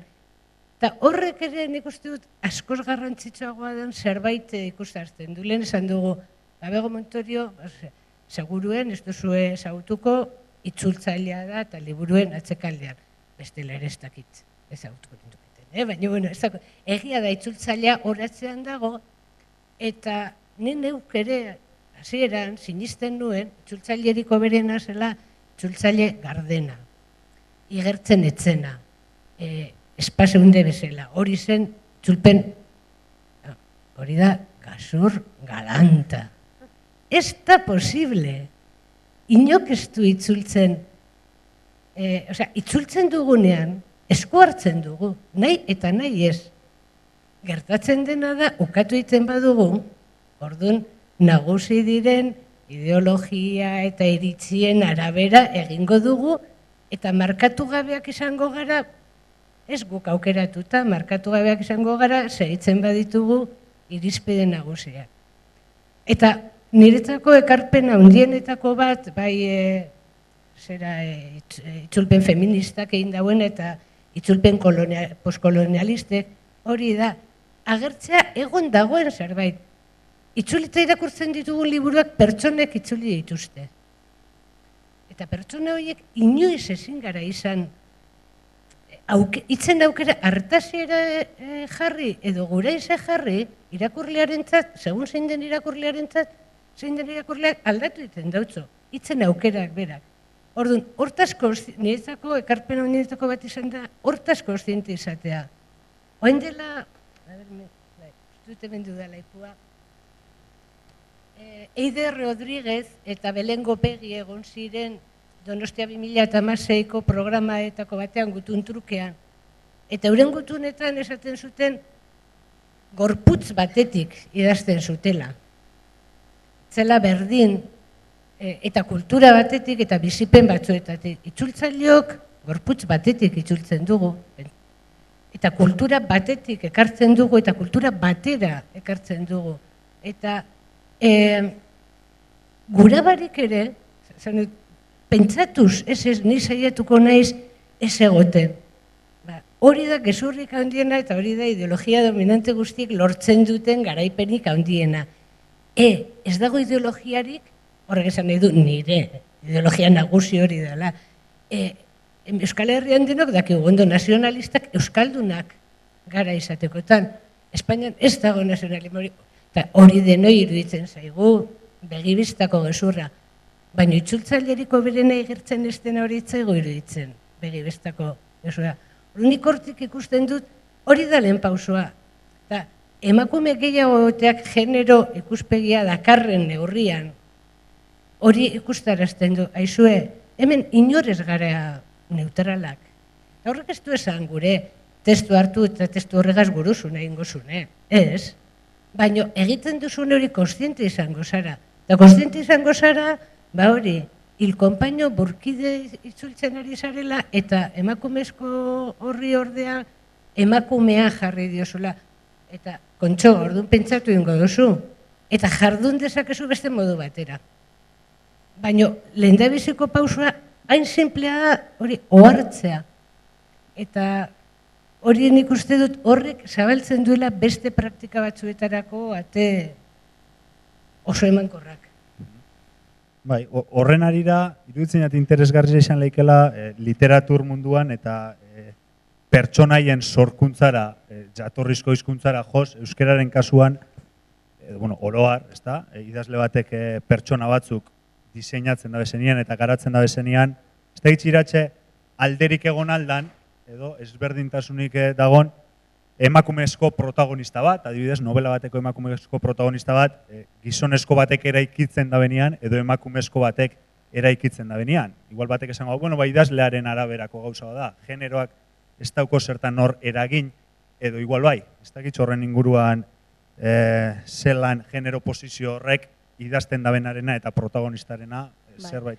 Bueno, komunikazio literarioan ere, Begok aipatu duen bezala, ez da ezer neutroa, eta genero posizio 3 gutxienez daude, irakurlearena, sortzailearena, eta erdian mundu literarioan irudikatzen den genero posizio horrena, eta hainbat genero diskurtso daude hor, gatazka batean. Noski eragiten dute 3 posizioek, baina egia da, edo behintzat normalki fikzioan, literaturan, egileek egiten dute maskara bat jarri. Alegia egilea da bat, eta pertsonaia, narratzailea beste bat da. Maskara hori jartzen da hainbat esparrutan, ez bakarrik generoari begira, baina generoan ere jar daiteke marka hori.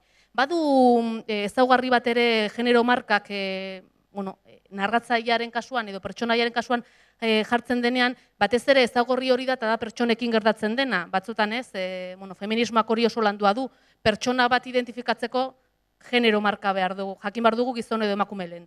Hola luke izan beharko, baina jaio aurretik ere jakin behar dugu emakume edo gizon den pertsona modura ere irudikatzeko. Pertsonaia literarioekin antzeko gertatzen da.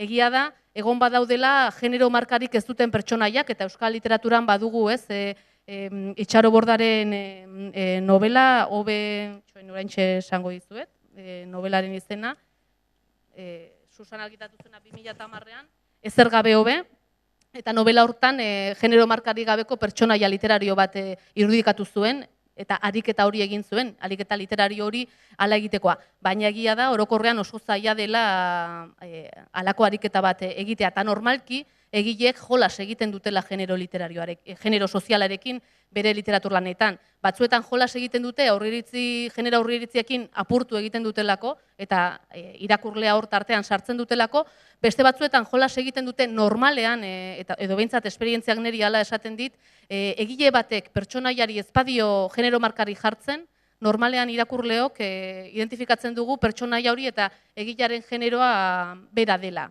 Eta hori oso garbi geratu zen, Irati Jimenezek nora ez dakizun hori novelarekin, horren inguruko eztabaida egontzelako, hasierako pertsonaia lehen ahotsa gizonezkoa delako, eta jendeak esaten zion, ez duzu nahikoa markatu, oso berandu jakin dut gizona dela, ez?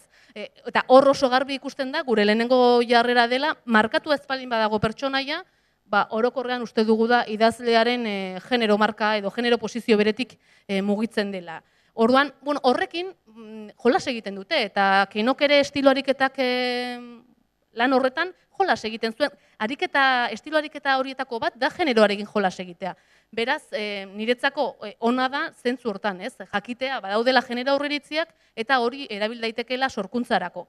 Gero, eragina badu sorkuntzan zer egiten den, ez delako kasualidadea, euskal literaturaren kasuan, lehenengo novela izan zen Zergatik Panpox, Arantxa Urreta Bizkaiarena, 1979 urtean, eta lehenengo gizon egile batek, lehenengo aldiz irudikatu zuen emakume narratzaile bat, 1983an. Beraz, ondorio zuzena dago, eta izan zen Angel Lertxundik, 16. Aidanez novelan, eta adibidez hor bikain, nire ustez bikain dago ahots femenino hori irudikatua. Beraz, hor gehiago da, jakitea behatzen, jakitea entzuten, eta ariketa literario hortan, sinesgarritasuna eraikitzeko baliabideak nola ustiatu dituzunez. Horren hori da, hori berriro Belengo Pegi eta Aider Rodríguezen arteko horrek, Belengo Pegik oso adibide, nik uste dut esan guretzoa kontatu zuen. Idazle feminista bat da, emakumea esatez aparte. Idazten ari zela, liburu baterako eta elkarrizketa bat, edo pasarte bat, personaje bat emakumezkoa zan, edo alderantziz, ez dakitek, gizonezkoa zan. Uste dut hasieran emakumezkoa zela. Eta, momentu batean, iruditu zitzaion ez personajeari sexua aldatu behar ziola eta emakumea, gizon bilakatu. Orduan, bakarrik zen, gauzatxo batzuk, espainolez idazten du, genero marka horiek aldatzea. Egin zuen, eta konturatu zen, hasieratik idatzi izan balu pentsatuz beste genero edukiko zuela, zula berdin idatzeko.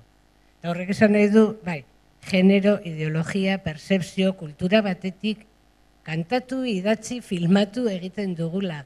Eta kontuan hortaz jabetu behar gara, konstiente izan behar dugu, eta orduan erabakiko dugu, ze jolas egin nahi dugun, zeren alde, edo nola jardun nahi dugun. Konstientes pagara, beti izango gara nagusiaren menpeko gainen jakin gabe, edo hartu gabe.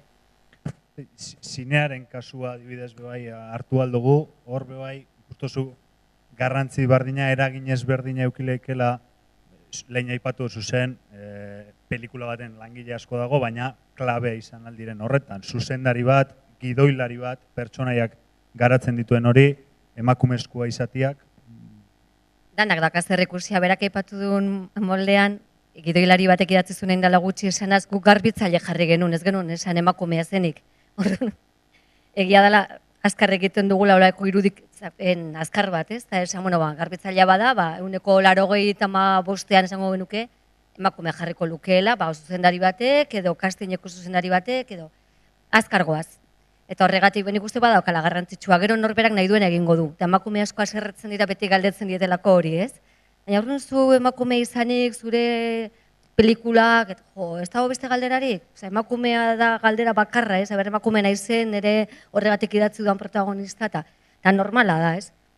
Nik uste nahi dutela beraiek, eta denok nahi dugu baloratuak izan, guk egiten dugun lan artistikoaren gatik. Eta are gutxiago entzun, emango dizugu zuri saria, edo emango dizugu zuri diru laguntza, emakumea zarelako, ematen dudala, gaixotuta zaudela, pena emateia zula, eta gutxinez ez, ondo egon zaitezen. Eta gauza horiek, evidentemente, nik uste asko ebitatu behar direla, baina garrantzia handia daukan, eta nire iritziz garrantzizkoa da, horretik lehen esan dut bromatxo hori antzerkian asko nabaritzen dela, ze gaur egungo Euskal Herriko antzerkian begiratza bestik ez dago ikusteko, emakume zuzendari ugari dagola, asko idazten dituztela beraien obrak, edo beraiek aukeratu edo versionatu, horrago beste hitz bat, azken ez duzua zerbaiten bila, eta horregatik ere, oraintxe bertan ikusi daitezken obra askotan, emakume protagonista asko dago. Protagonista bat, 2 edo 3 edo 4 obratan, hori ez da kasualitatea. Horrek ez du esan nahi, emakume batek ezin duenik zuzendu gizonez betetako obra bat edo kontrakoa. Ezerk ez du ezerrukatzen, baina danak eramaten dula mundua martxan bai. Eta nik uste horrexegatik importantea dela oso. Eta gidoilari gehiago baldin badaude eta horietako gehiago emakumeak baldin badira, ikuspuntua zabaldu egingo da. Eta dialogoetan ere ikuspuntua zabaldu egingo da. Ez da berdina elkarrezkatetzen duzunean pareja baten arteko harremana, ez da berdina, seguru ez ez. Eta egon daitezke gizon batzuk oso hola eta emakume asko oso hola, baina iriki egiten duzu. Eta esaten egean moduan gutxiago baldin badaude, isten egea. Ez dugu esaten danak emakumeak izan behar duenik, ez da zertan, falta zana. Hemen danetik egon behar du, eta danak bizi behar du batez ere elkarrekin, baina igual gehiago egon behar dugu elkarrekin. Eta momentu honetan, hori izate genuen, taldeetan eguneko 24 baldin bada bakarrik emakumea, eta kasu asko, eta mentzat pelikulako rodajeetan, oraindik ere, gezurra badirudi ere, makillaje eta jantzitegi eta produkzioko postuetan baldin badago, desorek handi badago. Hoi edan ajun berga pixka bat zaintzen, ez da?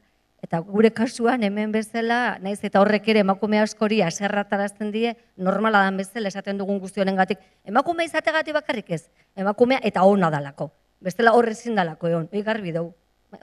Gu bai, eta gure galdetze gute emakoitzean, diskriminazio positiboa, ekintza positiboak, kuota positibo guzti horien alde gaude, gu bai. Eta badakite, emakume asko ez daudela alde, eta sentitzen dutela hori dena trampatxoz betetako diskriminazio hitzak eraman dezakeen gauza negatibora. Baina iruditzen zait, bestei bezala, juntakide bezala, egoera normala denean, ez da beharrezkoa izango. Baina momentu honetan normaletik oso gutxi dauka. Orduan, guazen, beste emakume horiek, eta Suedian gertatu dana igual, oso ejemplu berezia da, baina gertatu da. Eta 6 urtetan, emakumezko batek hartu zuenean kargua, zine institutokoa eta jarri zituen horrelako bere batzorde handi batekin, eta danak ez ziren emakumeak, horrelako arau eta normatiba berezi batzuk oso ondo pentsatuak, oso ondo hausnartuak, genero ikuspuntutik, ez bakarrik emakumearen protagonismoaren bila, baldatu dira egoera, eta hor juntzan beroiek altzituzten baldintza batzuk inposatzera, beroien gizartean, baina ere borrokatuak izan ziren, uneko 50 eta olako inposaketa haundiak egin zituen kuotatan. Biztan da oso denbora gutxian, produkzio asko igo dela emakume asko dagoela postu ezberdinetan, eta pelikula horiek nazioarteko festibaletan daudela, ez dela, emakume batekin zuen eta hortxe gehatu zen, ez? Bale nahi patu duguna Mirentxurena, ez da ezagutzen, ez dalako ezagutzen, ez egin zuela ez zalako artelan bat, ez? Bertzolarizak berez definizioz hartzen dago, ez da? Sarritzan pertsonaiaren papela. Gai jartzaileak jartzen zaitu egoera konkretu baten, eta pertsona ezaugarri ezberdina dituen pertsona baten papelean sartu behar da, ezta? hor, ez dakit parekidea dan emakumezko bertsolaria gizonezko pertsonaietan jartzeko gai jartzaileak daukan ohitura edo alderantzizkoa. Ez dakit hor ikuste duzun, zuri zeuri aitaren papera hartzia zenbat kasutan jarri dutzuen, edo lagun bertsolari gizonezko bateri amaren papela hartzia. Ez dakit hor ikuste duzun, bai joeraren batzuk badaozela, alderatzen direzela, alde batera edo bestera.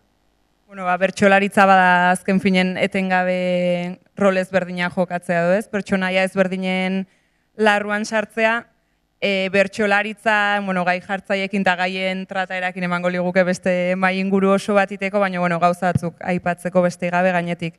Hasteko lehen aipatu dezuezuek zer dan markatua, zer dan markatu gabea, eta bertsolaritzan ere neutrotzat ditugun gai asko eta asko ez dira neutroak. Hau da, balimadago bertsolari bat holtzan eta jartzen bazaio gai bat edo pelotaria zera, edo enpresaria zera, edo jubilatua zera, seguraski publikoko guztia hariko da irudikatzen gizonezko baten pertsonaia. Hori hasteko. Gero egia da, emakumeen presentzia gehozta handiagoa danean bertsolaritzan bai barneratu diala, gaitegi berri bat bai barneratu dela, hori oso evidentea da, bai hilerokoari buruz ez da oain dela oso gutxi arte kantatu, aipagarria da alua hitza bera ez dela oain dela oso gutxi arte ahoskatu bertxotan, eta bai alde hortatik bai aldaketa nabarmena ondala. Bakarrik lehen aitu zeate pixkat unibertsala edo normala zer dan eta bestea zer dan aipatzen, eta bai iruditzen zaitela bertsolaritzan ere badaola hortako arriskua ez, gai unibertsalak edo egongo lirateke eta gero bestalde daude emakumeen gai horiek, beraiek ateratzen dituztenak eta beraiek horri kantatzeko beharra sentitzen dutenak, eta bai ikusten dut aidala pixkanaka aldatzen, baina adibidez oantxe azaroako 25 hori oso presente daukan, nola saio gehienak aztertzen badituzu, emakume gutxiago ondare, emakumeak izan diala azkeneko bertso saiotan gai horri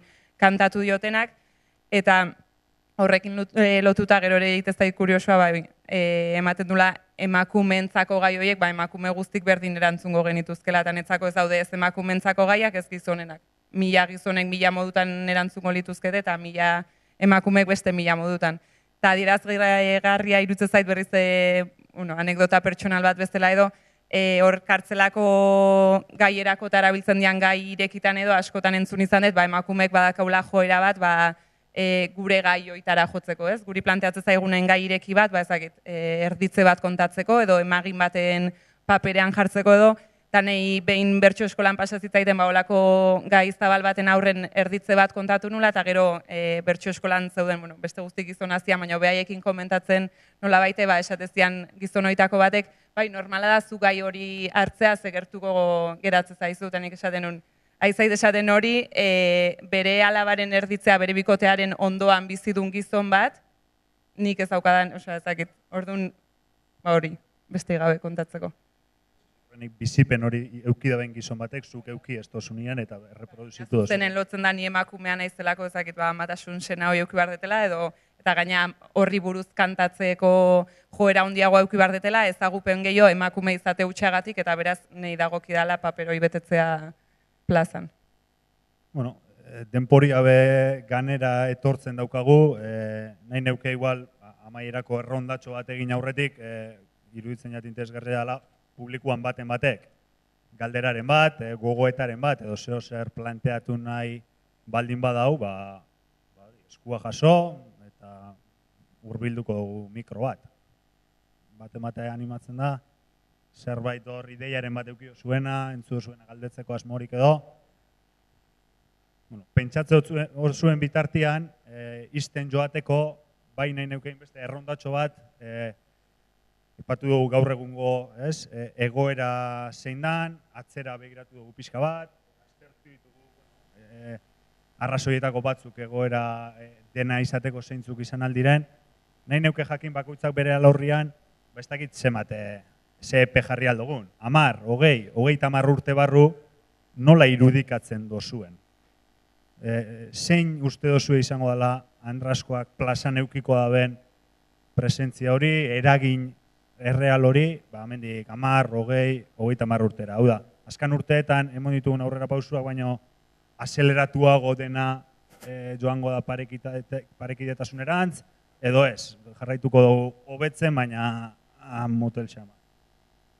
Bueno, nik atzera egingo dut horrera egin aurretik, eta gogoan dut horrisa dagoela 2006 urtean isa ezagutu nuela hain zuzen ere Basauriko mahai inguru batean gai hauetaz hitz egiten ari ginela, azkeneko galdera bera zan, baina aurreko galdera guztiak galdera berak ziren. Eta erantzunak antzekoak, eta 2006 urtean ginen. Orduan askoz baikorrago erantzun nion galderari, seguraski gaur erantzungo dio dana baina egia da, pixka 10 urte hauetan badago egon dela aldaketa bat, eta espero dut horregatik 10-20 urte barru aldaketa horrek izatea isla bat izan ez duena 10 urteotan.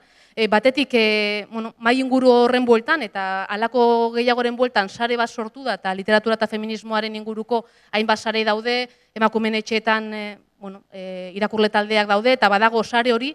Bestetik gainera, belaunaldien arteko harremana feminismoaren ikuspegitik eta kulturaren esparruan geroz eta handiagoak dira, eta hori ona da, orain arte, esan dezagun, anaitasunak izan du bide handia, eta anaitasunak ahalbidetzen du kulturan ere hainbat ordezkaritza eta hainbat erreferente kalerateratzea, anaitasunarekin batera aizpatasunaren bidea jorratzeko nik uste azkeneko urteetan urratxe desente egin direla, baita anaiekin ere, nahi dut, feminismoko alorrean egon daitezken konplizeekin ere sareak egin dira, eta gero Euskal Herriko mugimendu feministak 2006an, eta gaur egun askoz indartsuago dago, eta beraz, hala izan da, nik 10 urte barru bai espero du, batez ere esan dudan ikuspegitik, gaur egun komunitate feminista ban literaturak egin du ekarpen bat, eta nire nik uste 10 urte barru batez ere, seguraski komunitate literarioan, nolabait logika literarioetan ere zirrikitu batzuk ikusiko ditugula gaur egun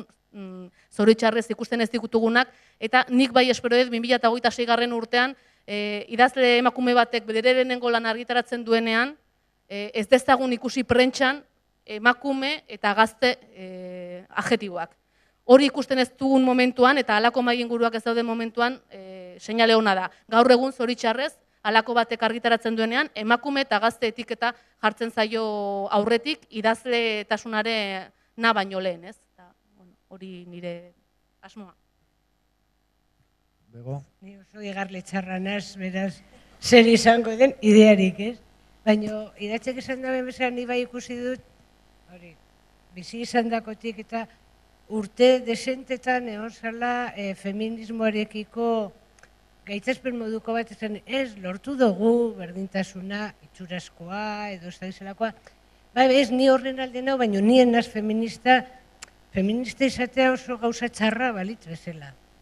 Nik uste dut horri, azkeneko urtetan buelta eman jako labintza kultur sorkuntzan dago jendean gero, normaltasunez esaten dabe jendean ez, ikuspegi feminista badut edo ez dut edo, baino hori berreskuratu da, ez dela ezer txarra berdintasun, ustezko berdintasun hori eskuratzetik oso urrun gaudela, oso, eta orduan, bueno, espero dut horrek ekarriko dauela, hori, Andraskoa plazan, hau bezalako mainguriko zegotea, txoriak egan esatea balitz bezala izatea, ez? Orduan.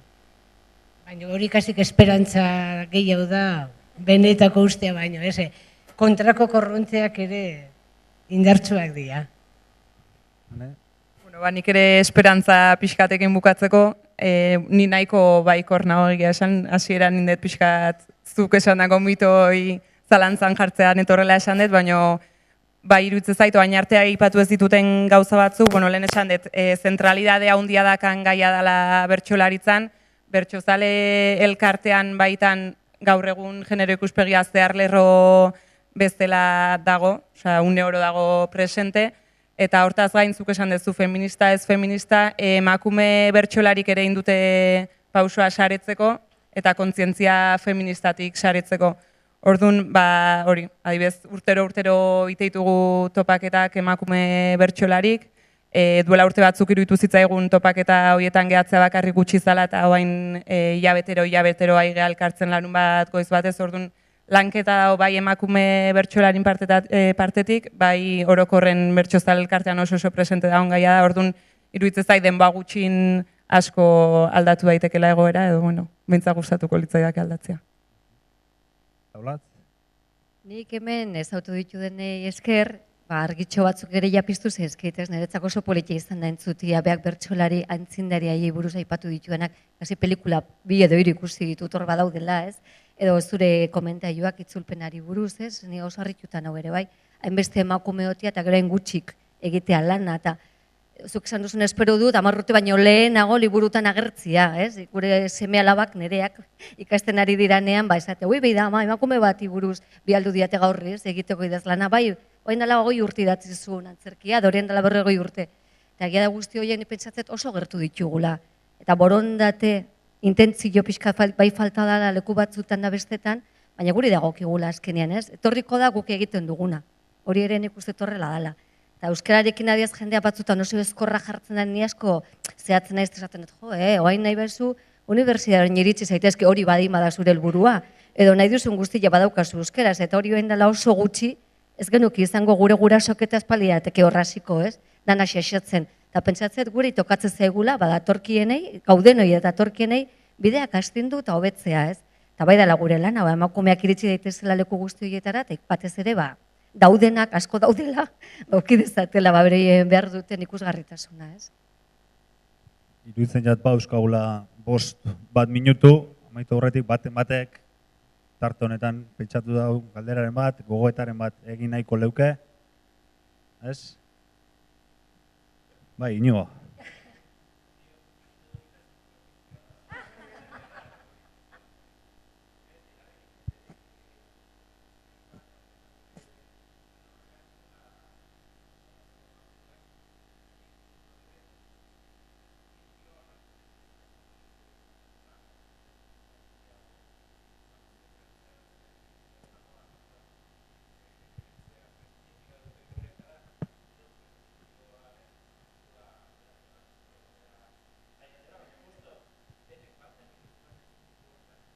Bai, eta badago galdera bat denboragatik erantzun ez duguna, baina horra aipatzeko asmoa nuen eta hortik doa, pixkat egia da emakumeoi plazan lekua ematen zaigula, baina askoz gutxiago ematen zaigula joko arauetan eragiteko gaitasuna.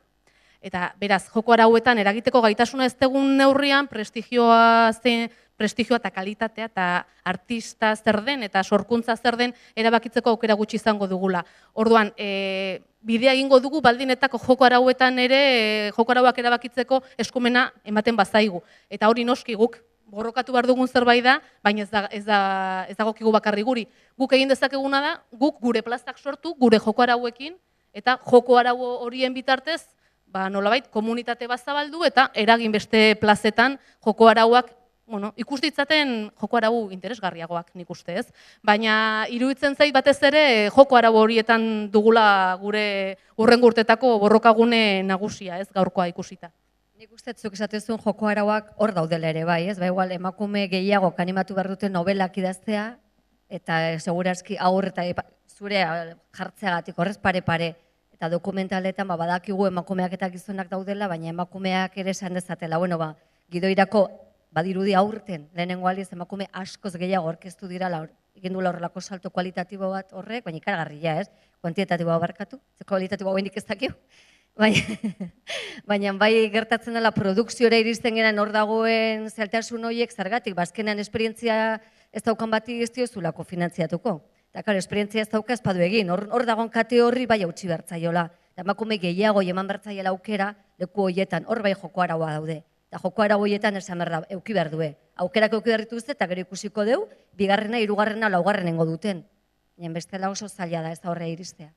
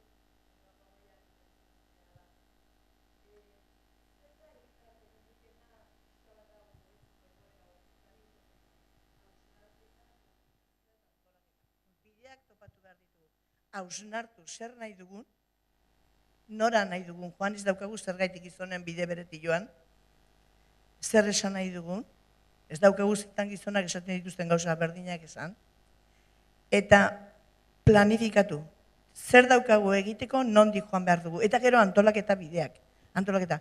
Plazan nahi badugu, plazan antolatzaile moduan, emakumezkoa jarri behar dira. Gizonezkoa badaude, baina, klaro, lauta bat, neska bat behar dugu. Lau neska ipinizkero aurrean, publikoa ere gutxitu egiten da, nik hori konprobatu dut.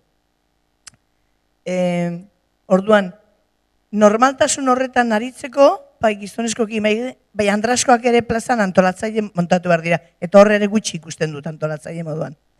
Eta nik uste dute bertsolaritza egoera, esan dizuet, oin 25 urte edo gehiagoko begirada atzera botateko moduan nago, eta asko hobetu duela, eta nik uste dut beste guztietan ere bai. Asko dagoela egiteko, ba begira. Nire ustez, hausnarketa, planifikazioa eta antolaketa. Eta gero, beldurrik gabe behar bada, onartu behar ditugu beste postu horiek, ze batzutan guk ere atzera egiten dugu beste postu horiek kalambrea ematen digute batzutan. Nik esan nahi dut, azkenean hemen gauzan alorretako jendartearen alor batzuk gara, orduan guk bakoitzak jaso dago bere alorrean jendartean dagoen berbera. Orduan horien behar dugu, geure alorretan, jabetu zentzu guztietan, jabetu nungaren zebaldintzako guzan, eta jabetu, zuk aipatu zuen, empoderar zentzu hortan, eta jardun. Geuk eskuratuko ditugu. Hautziko ditugu dauden arauak, eta beste batzuk eskuratuko ditugu, ez dizkigute, hori sekula, goian dagoenak sekula, nagusiak ez dio erregalatzen inoiz, hori irabazi borrukatu behar ditugu. Baina, bueno, ustan ari ara, ez? Ni jarraituko bukatzeko, guke bai emakume bertsolarik oso argi eukideula, zuk esan dezun hortan daola gakoa, jardute hortan, beste esan dugu gaur egun saiotan lautik bat izan gaitezkela eta bai, baina pustu duela ordu bete 2 ordu egon geha hor hau txeneako sola esaldiaretoan aurkezten oin sortu den proiektu bat, testurak izeneko bertso saio batzun ingurun, orduan jarduten nahi geha, ez baizkigute plaza hegemoniko edo ohikoetan lekuk ematen, beste bide batzutatik ingo deu gure bidetxoi, eta orduan nik uste hortan daula ebaigakoa jardute hortan.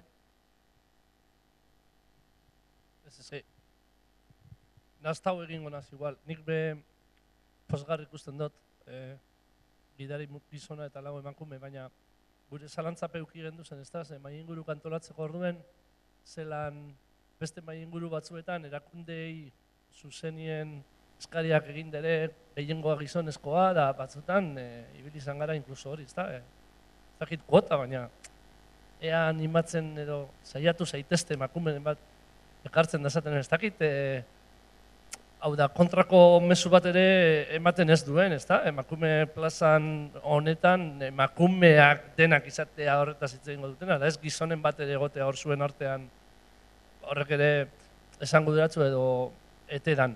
Nik uste dut, klabie, nik ikusten dut alduntzearena, empoderamientoarena argi eta garbi, eta paradogiko gilen aipatu duzue, uste dut eskoletan bai idazten, itzulpen gintzen esan duzu oso feminizatuta dagoela, jente asko, segurazki irakasle ere gaur egun, unibertsitatean literatur, kritika, andolakoetan aritzen dana, baina gero plazara ez agertze hori, klabea hezkuntzan eta hasieratik dago, hezkuntzaz ez dugu pixkat hitz egin da, ez dakit nola ikusten duzuen, hau da, hezkuntzak ze garrantzi eduki aldaben guzti honetan. Nik uste oso garrantzitsua da, horretik esaten nuen bere ejemplo horiek, bere emakume literaturan ejemplo horiek gure ikastoletan baldin badaude oso modu naturalean esaten dela gaur egun, jasoko genituzkela gauzak, eta horrela danean, berak aipatu dituen bertsolaritzako emakume horiek, nik ez ditut ezautzen eta urte pilean joa irakurtzen eta entzuten eta ikusten. Orduan esan nahi du gauza asko ez dizkigutela irakatsi, eta gu ikastolakoa gea, hori denez du ikasi. Noidenak erakutsi bali gukete ez genuke pentsatuko bertsolariak gizonezko baiz. Lehen bat zeuden, gero desagertu zian, plazan ez zeudelako, garai batian emakume atzean gehiatu zalako, eta berriz kaleatea zanen, operanduzio, baina polikinak egin du bere bidia, ez? Hoi dena neuzki hezkuntzati datorrela. Eta nik uste toain ere esate ziguen, ez? Batzuk egite dituztela igual pelikulak eta erakatsi gaztei, umei, ez ja unibertsitatean dauden aukeratu duten eska hoiei, baizik eta eskoletan dauden ikaslei, eta beroien artean rolak aukeratzekoan, baina zuzendaria mutila, ez da? Holako gauzak oraindik ere entzuten diala, ez? Eta esatu, ez da posible. Badirudi, inkluso atzera begira, atzera goazela gauza batzuetan. Jarroloiek, ez dakit nondik, jasotzen dituzten berriz ere gizonak emakumeak hain ezberdinak direla, ez? Ezin dutela danok izan, eta hortaz ere itxu ginen izketan gu geuk esaten, noski hizkuntzetan ere hori dena erakatsi behar da, ezin dezuna da junda gaur emakumei buruzko pelikulei, ze horre ere badirudi hori gaixotuta dagoen gauza bati buruz, itzengo dizugula, eta horre provokatu dezake, depende ze modutan egiten den efekto kontrakua, ez da? Baina txikitatik, noski beharrezkoa da. Bai, nik hezkuntzan, nik ezagutzen dut Idurre Alonsoak egindako ikerketa eta horri ikusten zen emakumeen ekarpenak literaturari buruz, bai, ez zegoela askorik, eta nire esperientzia bada, unibertsitatean lehenengo egunean galdetu izan detenean euskal literaturari buruz ze irudi duzue, oraindik gaur egun, oraindik apaizekin eta halako gauzekin lotzen dutela, pentsa, gaur egun. 18 urtekin iristen direnean. Beraz, egia da, eta Aitorrek esango du, nik ez detela ikuspegi hori ematen euskal literaturaren nire klaseetan, baina bai nire susmoa da ez dela gehiagi aldatu orokorrean. Baina egia da, literaturak gero eta espazio gutxiago dituela hezkuntzan. Beraz, literaturaren ikuspegitik gure borroka eremua ez da hezkuntza izango. Literatur zaleon ikuspegia dio. Gure borroka eremua egongo da irakurle taldeetan, egongo da bestelako gizarte komunitateetan, eta ez da hezkuntzan egongo. Literatura hezkuntzaz kanpoko esparru bat da, esango nuke gaur egun ia, eta etorkizuna unibertsitatean ere literaturako ikasgaiak desagertu dira. Beraz, hezkuntzaz kanpoko kultur sorkuntza bat izatera doa. Eta literatura mogura irudipen haukat, kultura lor guztizak, gure hezkuntza arreglatuan, urtetik urtera, atzera pausuak emoten goizela, beraz? Segurazki ikusentzunezkoak, badaukate gaur egun hor garrantzi handia, ez, bai telebistak, ez iguala eginen pelikulak bakarrik, bai, oiek ere bai, balore horietan eta genero ikuspegi enfoke horretan, atzeraka hori hortik ere badat horrela. Egon da horrelako buelta bat, balore nire apreziazio personala da, eta esatezu gaztei entzuti ezu gauza batzuk ume gaztei, zezu hau, eta hor noski egon behar dutela, bai gizonak eta bai emakumeak atento. Horretik esaten nasi eran gizonak euki behar dutela ere perspektiba hau. Ez badute pentsatzen, ez da emakumeak gizonak egon behar duten gauza bateteko orduan, baizik eta zegia kontatzen. Zer rol ematen ari gara persona honei, historia nola kontatzen egia. Kontu handiakin ibili behar geaz, ez. Uste bagea, irabazten duenak. Konturatu gabe, bueltatzen ere gera betikotasun horretara, ez. Eta urte batzutan, arrazoi askorengatik zegoen kontzientzia bezala, esnatuagoa ginean, zeuden, eta hain badirudi, afloja hau indeula pixkat, hor nahi zutenak, aidiala leku hartzen ere bai, ez, gaizki pentsauta. Eta telebistan hor daudenak handiak hain nahi zaitzeiten, horrek hartzezkiguten seriak, pelikulak eta batzutan, beldurtzeko moduko baloreak transmititzen zaituzte. Hor, desde luego, kalte honi jaiten nahi dira. Punta hurrengo urterako, hezkuntzarena beste mai baterako. Bueno, nik uste, denpolaz be pasagara, fijanaz, estandanak era postu dana peitxi dabez, eta azkanen gokuak ja urtetzen dauz, beraz, gehu izango gara atzanak, iruditzen jatori, seinale hona be badala. Zenin neu behintzat oso gustora, asko ikasiot, iruditzen jat, naiz eta berriro egin ahal izan dira zen gogoeta batzuk izan, errepikatu beharra igual oraindik badagola eta interesgarri izan dira zela. Bai.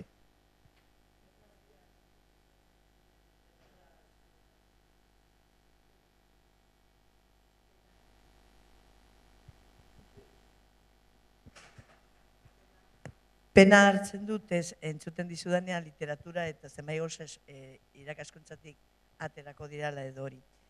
Nik uste gaur egun anek ez dakit izan duen, ez du aipatu, ez diot entzun behintzat.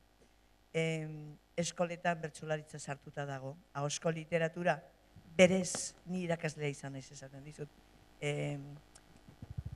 ez da lantzen ezerrez, ahosko literaturako ez dago denporarik, dena da idatzia eta eseritea eta geldi, pena da.